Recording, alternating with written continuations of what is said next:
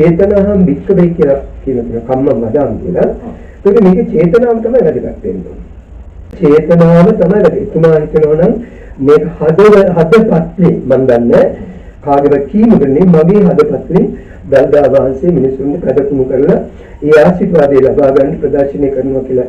එහෙම චේතනාවක් නම් ඒක කිසිම වරදක් නැහැ. හදපතුලෙන් එන්න ඕන මේ අපේ රටවැසියා මේක මේ වන්දනාමාන කර යුතුමයි කියලා ඒ චේතනාව ඒක කියන්නේ ඒක මම දන්නේ ඒක මගේ සිතේ තමයි එන්නේ. ඒක මගේ ඇතුළත වැඩෙන්නේ. තුන්වන හිතපු දෙයක්. හැබැයි ඒකේ අනිත් පැත්තත් මම දැන් මම කියනවා.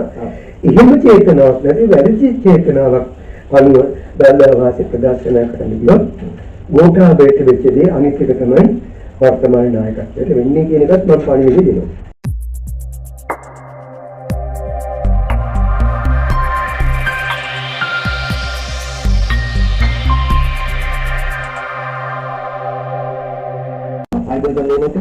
අයිබල් එන්ජල් මහත්මයාණන් දන්තදාතුන් වහන්සේ ප්‍රදර්ශනයක් මේ අපේ මේ වර්තමාන රජය විසින් පවත්වනවා මෙන්නේ අප්‍රේල් 20 ඉඳන් 24 වෙනිකම් වගේ. එතකොට මේ ඔබතුමා මොකද හිතන්නේ මේ දන්තදාතුන් වහන්සේ මේ තුල කොහොමද බලයක් මේ ගැඹෙලා තියෙන්නේ මේ රටේ මේ මිනිස්සුන්ගේ ගොඩක් අපේ රාජ්‍යයේ අපි රජ කාලේ දැන් අපි දැකලා තියෙනවා රජතුමා රජ කෙනෙක් වශයෙන් පිළිගනු ලබන්නේ දන්තදාතුන් වහන්සේ හිමි කරගත්තොත් තමයි කියලා. يعني ඒ තරම් ඉතිහාසයක් මේ දන්තදාතුන් වහන්සේ තුල අපේ රටේ මේ රජ පරපුරේ නම් තියෙනවා. ඒ තුල තියෙන ඒ බල ශක්තිය උතුමන් කියන්නේ පිළිත් බලය වගේම මේ දන්තදාතුන් වහන්සේ ගැන අපි කතා කර අඩුයි ගොඩක් දුරට මේ ඒ තුල මොකද ඔබතුමා හිතන්නේ දන්තදාතුන් වහන්සේගේ බලය සම්බන්ධව? දල්දා වහන්සේ ලංකාවේ බලයක්. දල්දා වහන්සේ මහා දීර්ඝ ඉතිහාස කතාවක් තියෙන්නේ කොහොමද අපිට ලැබුණේ? දිව්‍ය ලෝකෙන් ඇවිල්ලා නාග ලෝකෙන් ගෙනල්ලා මහා දීර්ඝ කතාවක් නිමඤ්ඤල මහත්මයා ඒක කතා කරන ලොකු කාලයක් ගන්න ඕනේ. ඒතර ලංකාවේ බලය පවතින්නේ ලංකාදීපයේ බලය පවතින්නේ දන්තදාතුන් වහන්සේ තුලයි. ඒ නිසා තමයි මේ සුදුසු ස්ථානයේ ලංකා දණීකරේ ඒ නුවර දිසාවේ ඒ නියම ස්ථානයේ ඒ පත්තිරිප්පුවක් නිර්මාණය කළා රටේ රාජ්‍ය නායකත්වයට කතා කරන්න රටට කතා කරන්න ඒ ආශිර්වාදී ආශිංසනය ගැනීම උදෙසා තමයි ඒ ස්ථානයේ නුවර සෙන්කඩගල මේ දල්දා වහන්සේ නියම විදිහට තැන්පත් කරලා තියෙන ධර්ම ධාතුව රජවරු ඒ අපි ගමුකෝ අතීතයේ රජවරු මේක දිවි හිමියෙන් ඕම අමාරුව රැකගත්ත ස්ථානයක්. ඒක මේ දන්ත ධාතුවේ තියෙන අසාමාන්‍ය බලය විශාල ශක්තියක්. දන්ත ධාතුව කියන්නේ ශ්‍රී මුඛයේ තිබ්බ ධාතුන් කොටසක් නේ. ඒ තුල ගැබ්වෙච්ච වචන ඒ පිළිත් බලයේ ශක්තිය තමයි ඒ තුල තියෙන්නේ. නමුත් දෙන්නේ. ඒ ශක්තිය අසාමාන්‍යයි.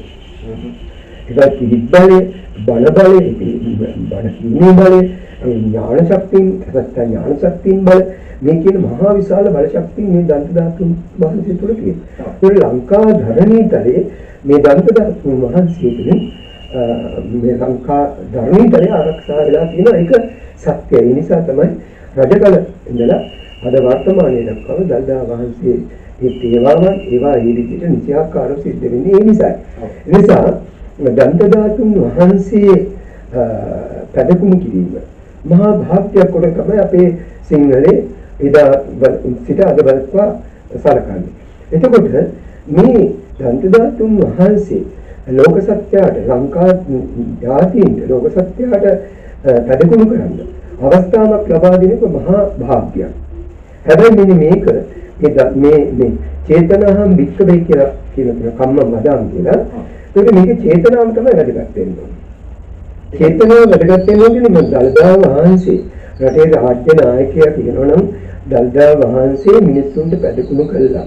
ඒ ආශිර්වාදය ලබාගෙන රටේ බුද්ධ ශාසනය තුලින් මේ දල්දා වහන්සේගේ ශක්තිය තුලින් රටේ ශක්තිකත්වය මොකද මේ කඳු කරෙන් තමයි මුළු විශ්වයේම මුළු ලංකාව දැන් මෙතන 4 දිග්භාගයෙන් මේ ජලය ගලාගෙන යන්නේ.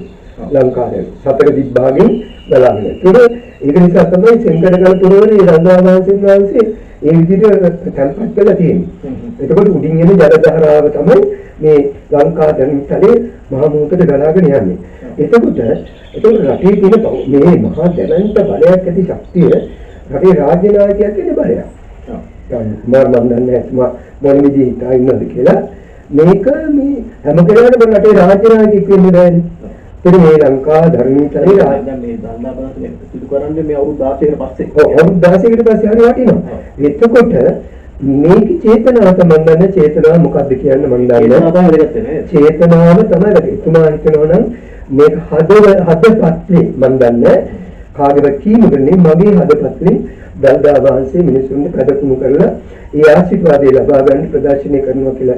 එහෙම චේතනාවක් නම් ඒක කිසිම වෛරයක් නැහැ. හද පතුලෙන් එන්න ඕන මේ අපේ රටවැසියා මේක මේ වන්දනාමාන කර යුතුමයි කියලා ඒ චේතනාව ඒක කියන්නේ ඒක මම දන්නේ ඒක මගේ සිතේ තමයි එන්නේ ඒක මගේ ඇතුළත වැඩි. තුමා හිතපු දෙයක්. හැබැයි ඒකේ අනිත් පැත්තත් මම දැම්මම කියනවා.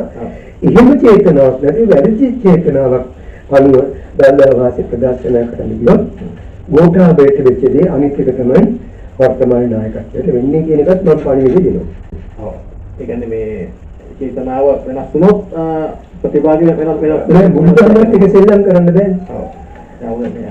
ගහම යන්නෙත් ඒ චේතනාවන් පිටු ඒ කම්ම වදාමි කියන ඒ චේතනාවනේ. එතකොට දැන් අපි දන්නවා ඉන්දියාවේ එහෙනම් එතුමාලා තිබුණා නේ ලංකාවේ බලන්න ඕන තැන් තිබුණානේ මෝඩි ජනාධිපති. හැබැයි අගමැතිවරයා තීන්දුව කරනවා මෝඩි ජනාධිපතිවරයාට විජේශ්‍රී මහබෝධීන් වහන්සේ පෙන්නන්න ඕනේ කියලා. ඒ එතන කියලා කඩකුණු කරන ඒ මහා සංඝරත්නයේ ආශිර්වාදයෙන් ලබා ගන්න මම දැක්කා.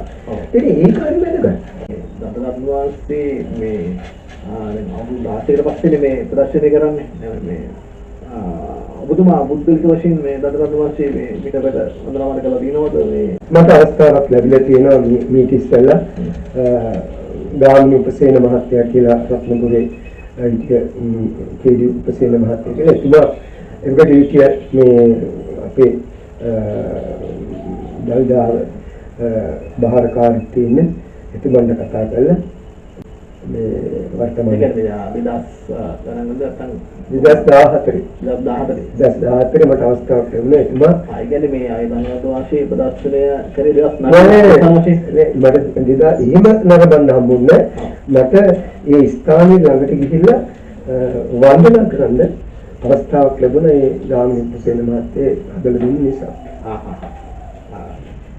එතකොට අපි දැන් මේ දන්වත වාසී මේ ප්‍රදර්ශනයේදී අපිට රටේ ජනතාව එකතු වෙලා ගොඩක් මේ පිනක් ඔව් රටේ ජනතාව දැන් උතුම් කියන්නේ නායකයාගේ චේතනාව අපි පැත්තකින් දිනුවා. අපි දන්නේ ඒක චේතනාව මොන වගේ චේතනාවක්ද කියලා. රටේ මිනිසුන්ට ඒක වෙන පුදා ගන්න අවස්ථාවක් ලැබෙනවද මොනවා? ඒක බොහොම වටිනවා. ඔව් ඒක දැන් අවුරුදු 16කට පස්සේ මේ සියලුමගේ රටේ සියලුම මේ පළාත්වල මිනිසුන්ට ඇවිල්ලා වන්දනාමාන කරලා මේ පිනක් කරන්න පුළුවන්. සීල ප්‍රතිපදාවෙන් ගිහිලා තිසරණ සහිත පංචශීලයෙන් ගිහිලා ඒ පැදකුණු කළා බොහොම අදිෂ්ඨාන කරගොත් මේ වර්තමාන යුග පරිවර්තනයේ ඉතාම වටිනවා දල්දා වහන්සේ ප්‍රදර්ශන කිරීම එනදීම ඒ වන්දනාමාන කිරීම රටට ජාතික මිනිස්සුගේ සිත් සතන් බෞද්ධාලම්බන ප්‍රීතිය ලබන්න බොහොම වටිනවා.